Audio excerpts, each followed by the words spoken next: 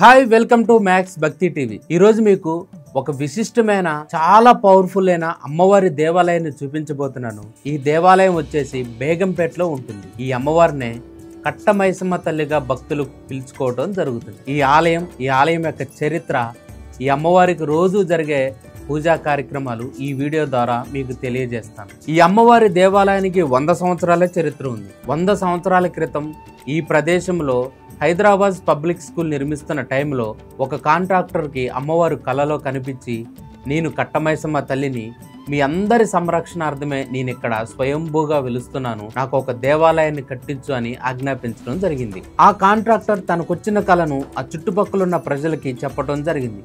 ఆ విషయం విని చుట్టుపక్కలున్న ప్రజలందరూ కూడా ఆనందించి ఒక చిన్న రాతి ప్రతిమను అమ్మవారుగా భావించి ప్రతిష్ఠించి పూజలు నిర్వహించడం జరుగుతుంది। అప్పటి నుంచి ఈ అమ్మవారు భక్తుల కొంగు బంగారమై ఇక్కడ కొలువు తీరుండి వేలాది మంది భక్తులను ఆశీర్వదిస్తూ భక్తుల చేత కట్టమైసమ్మ తల్లిగా పిలిపించుకుంటూ ఇక్కడ కొలువై ఉంది।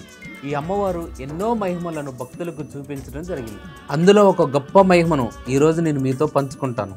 ఈ అమ్మవారి ఆలయానికి దక్షిణ దిశగా ఒక కాలువ ప్రవహిస్తూ ఉంటుంది। అయితే ఈ ఆలయం కట్టిన మొదటి రోజులో అకస్మాత్తుగా ఒక రోజు రాత్రి ఆ కాలువ ఉప్పొంగి అక్కడున్న జనావాసాలపై పడటం జరిగింది। అప్పుడు ఇళ్లలో నుంచి బయటకు వచ్చిన ప్రజలందరూ కూడా అమ్మవారిని భక్తి శ్రద్ధలతో వేడుకోవటం వల్ల అమ్మవారి కరుణ చేత ఆ కాలువ ఉధృతి తగ్గింది। అప్పటి నుంచి ఈ అమ్మవారిని కలవరేటి మైసమ్మ తల్లి కూడా భక్తులు పిలుచుకుంటూ ఉంటారు।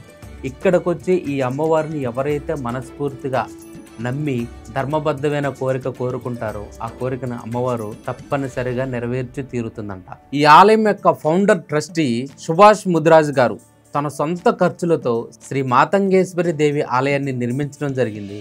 మీరు ఇప్పుడు చూస్తున్న ఈ ఆలయమే శ్రీ మాతంగేశ్వరి దేవి ఆలయం। ఈ దేవాలయం నందు ప్రతిరోజు అష్టోత్తరం అభిషేకం నిర్వహించడం జరుగుతుంది।